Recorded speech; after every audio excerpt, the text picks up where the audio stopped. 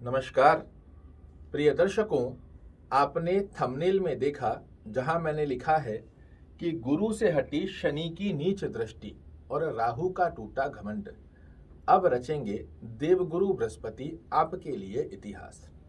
यदि आप भी मेष लग्न या मेष राशि के जातक हैं तो मैं आपको आज वो जानकारी देने जा रहा हूं जो आपको सोशल मीडिया पर देखने को मिलती ही नहीं। किसी भी ग्रह का बेसिक फलादेश तो आपको हजारों वीडियो में मिल जाएगा, किंतु जो जानकारी आपको जानना आवश्यक है ये आपको कोई बताता ही नहीं। हर तरफ वक्री शनि के चर्चे चल रहे हैं, किंतु असली खेल तो देवगुरु बृहस्पति खेलने जा रहे हैं 17 जून से 4 नवंबर तक। क्यों, ये समझ लिया तो समझो सब कुछ समझ लिया। मेष राशि और मेष लग्न वाले जातकों के लिए देवगुरु बृहस्पति पूरे 12 वर्ष पश्चात आपके लग्न में प्रवेश किए हैं, जहां राहु महाराज पहले से विराजित हैं। और ऐसी स्थिति में गुरु को कहीं ना कहीं राहु कमजोर कर रहा है। बहुत से लोग ये भी कह रहे हैं कि गुरु राहु का चांडाल योग बना हुआ है। यहाँ दूसरी तरफ शनि महाराज की तीसरी दृष्टि नीचत्व अवस्था के अंदर बनी हुई है, जो कि देवगुरु बृहस्पति को भी कमजोर करती है और साथ में राहु को बल देती है। और यही कारण है कि बहुत से लोगों के मन में ये संशय बना हुआ है कि गुरु महाराज मेष राशि में प्रवेश करने के पश्चात भी हमें अच्छा रिजल्ट क्यों नहीं दे पा रहे हैं। ये बहुत डीप कैलकुलेशन होती है जो आपको कोई बताता नहीं। ग्रह का फलादेश आपके लिए बड़ी बड़ी बखान कर कर तो बता देंगे, किंतु जो सच में आपको जानना है वो कोई बताता ही नहीं। 17 जून को जैसे ही शनि महाराज वक्र गति का फल देंगे, यहाँ से देवगुरु बृहस्पति के ऊपर से इनकी नीच दृष्टि हटेगी और जैसे ही नीच दृष्टि हटेगी राहु कमजोर होगा। राहु कमजोर होगा तो राहु का स्वभाव क्या है, ये जिस ग्रह के साथ बैठता है उसके अनुसार कार्य करना चालू कर देता है। जब राहु कमजोर होगा तो ये गुरु को बल मिलेगा, क्योंकि एक तरफ शनि की नीच दृष्टि समाप्त हो रही है, दूसरी तरफ राहु कमजोर होते ही ये जो गुरु राहु की युति बनी हुई है इसमें देवगुरु बृहस्पति मजबूत हो जाएंगे और फिर राहु को मजबूर वश आपके लिए गुरु की तरह कार्य करना होगा। और इस स्थिति के आधार पर 17 जून से 4 नवंबर तक गुरु का जलवा देखते ही बनेगा। क्या क्या फल मिलेंगे, तो यहाँ जो गुरु राहु का चांडाल योग बना हुआ है ये समाप्त हो जाएगा और यहाँ देवगुरु बृहस्पति आपके लग्न में बैठे हुए हैं। समझने की आवश्यकता क्या है, देवगुरु बृहस्पति ज्ञान के कारक हैं, धन के कारक हैं, यश मान और प्रतिष्ठा के कारक हैं, ऐश्वर्य के कारक हैं। ये जीव कारक ग्रह होते हैं और जब इनको बल मिलता है, नीच के ग्रहों की दृष्टि, नकारात्मक ग्रहों की दृष्टि जब इनके ऊपर से समाप्त होती है, ये पूर्ण रूप से बलवान हो जाते हैं। और जब जीव कारक ग्रह बलवान होता है तो देता है आपको मनचाहा वरदान। जैसे ही शनि महाराज वक्री होंगे, देवगुरु बृहस्पति यहाँ पुष्ट हो जाएंगे, आपके व्यक्तित्व की स्थितियों को इतना सुंदर बनाते हुए पाए जाएंगे जिसकी अनुभूति शायद आप नहीं कर सकते। देखिए, समझिएगा, बहुत से करोड़पति, खरबपति, अरबपति आप बनने वाले हो, ऐसे वीडियो तो बहुत से देख चुके हो, किंतु हकीकत को समझो कि ग्रह आपके जीवन में कार्य कैसे करता है। देवगुरु बृहस्पति सबसे पहले आपके व्यक्तित्व की स्थितियों को अच्छा बना देंगे। ये धन के कारक हैं और ये क्या है, व्यक्ति का व्यक्तित्व है। ये घर जो है ये व्यक्ति का व्यक्तित्व है। अपने ज्ञान और दक्षता के दम पर आप जीवन में धन कैसे अर्जित कर सकते हैं, इसकी परिपूर्णता देवगुरु बृहस्पति के माध्यम से आपके लिए बनकर आने वाली है। यहाँ से 5वीं दृष्टि, देवगुरु बृहस्पति के हाथ में 3 दृष्टियां होती है, जहां बैठते हैं वहां से 5वें घर को देखते हैं, 7वें घर को देखते हैं और 9वें घर को देखते हैं। 1 2 3 4 5, ये 5वां घर है। जब देवगुरु बृहस्पति बलवान होकर आपके पंचम भाव को देखेंगे, ये आकस्मिक लाभ की स्थितियां बना कर देंगे। ये आपके संतान से संबंधित बड़ी अच्छी स्थिति के योग बनाएंगे। संतान से संबंधित यदि कोई चिंताजनक स्थिति में आप लिप्त हैं, उनके करियर को लेकर, उनके भविष्य को लेकर, इसमें आपके लिए बहुत अच्छा योग बना रहे हैं। यदि आप मेष राशि के विद्यार्थी हैं तो इसमें विद्या में बड़े अच्छे लाभ देखने को मिलेंगे।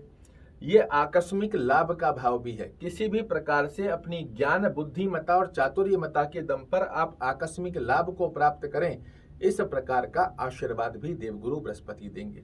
ये आपके पेट से संबंधित स्टमक का भाव भी है, स्टमक से रिलेटेड कोई समस्या है उसे भी समाप्त कर देंगे।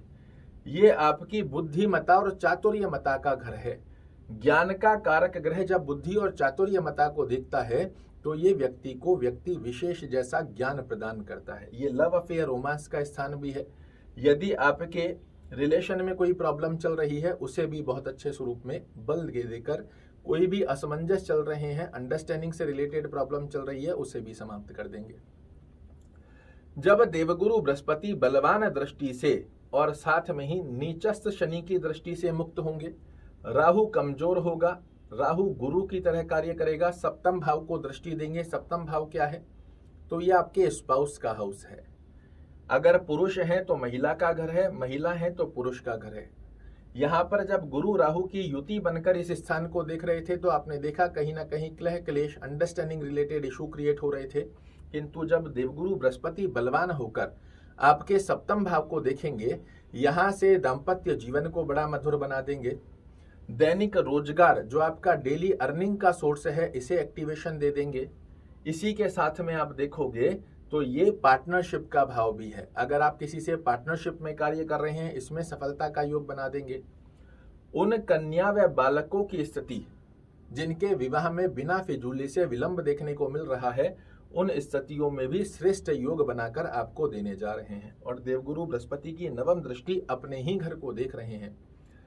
17 जून से जैसे ही शनि महाराज वक्र गति में गुरु महाराज पर से दृष्टि हटाएंगे, क्योंकि फल देंगे कर्म भाव का, राहु कमजोर होगा। यहां से देवगुरु बृहस्पति जब भाग्य स्थान को देखेंगे तो अब कराएंगे आपको अनुभूति कि भाग्य का साथ कहते किसको है। जहां हाथ डालोगे वहां से निकलकर आएगी सफलता। धार्मिक कार्यों में आपकी रुचि बना देंगे। विदेश यात्रा करना चाह रहे हैं, इसमें आपको लाभ मिलेंगे। पिता के स्वास्थ्य में या पिता से अंडरस्टैंडिंग रिलेटेड इशू देखने को मिल रहे हैं, उन्हें समाप्त कर देंगे। बेहद सुंदर लाभ यहाँ पर आपको 4 नवंबर तक देंगे। 30 अक्टूबर को राहु से ये पूरी तरीके से मुक्त भी हो जाएंगे, क्योंकि राहु अपना स्थानांतरण कर लेगा। देवगुरु बृहस्पति स्वतंत्र होकर बड़े सुंदर फल देने जा रहे हैं। तो आपको अप्रैल में जब देवगुरु बृहस्पति का राशि परिवर्तन हुआ, बहुत से लोगों ने बहुत सी बातें कही, किंतु अब देखने को मिलेगी वो हकीकत। अब यहाँ एक अवस्था को और समझ लीजिए जो भी आपको कोई नहीं बताता। लग्न से यदि देवगुरु बृहस्पति आपकी कुंडली में ही 6वें घर में बैठे हैं, 8वें घर में बैठे हैं या 12वें घर में बैठे हैं, या फिर जहाँ 10 नंबर लिखा हुआ है उस स्थान पर यदि देवगुरु बृहस्पति बैठे हैं, तो जब ये खुद ही अशुभ फल देने की बाध्यता रखते हैं तो आपको शुभ फल नहीं दे पाते। ऐसी स्थिति में यदि लग्न से 6वें 8वें कर्म भाव में और 12वें घर में बैठे हैं तो ये आपको शुद्धिकरण से फल नहीं दे पाएंगे। अन्य स्थानों पर जहां कहीं बैठे हों वहां पर आपको 17 जून से जैसे ही शनि महाराज वक्री होंगे, आपके लिए देवगुरु बृहस्पति के बहुत सुंदर फल निकलना चालू हो जाएंगे। इनको कैसे पुष्ट किया जाए? तो ओम गुरुवे नमः का जाप कीजिए। विष्णु सहस्त्र नाम का पाठ करना या सुनना बहुत अच्छा है। अगर 6वें 8वें कर्म भाव में नीच के हो रहे हैं या द्वादश भाव में बैठे हैं तो पुखराज मत पहनिए, अन्यथा आप एक पुखराज पहन सकते हैं। पीली वस्तुओं का ज्यादा से ज्यादा सेवन करें। अगर 6वें 8वें 12वें या नीचस्थ हो रहे हैं तो गुरुवार के दिन कुछ ना कुछ पीली वस्तु का दान कीजिए। खुद पीली वस्तुओं का सेवन मत कीजिए।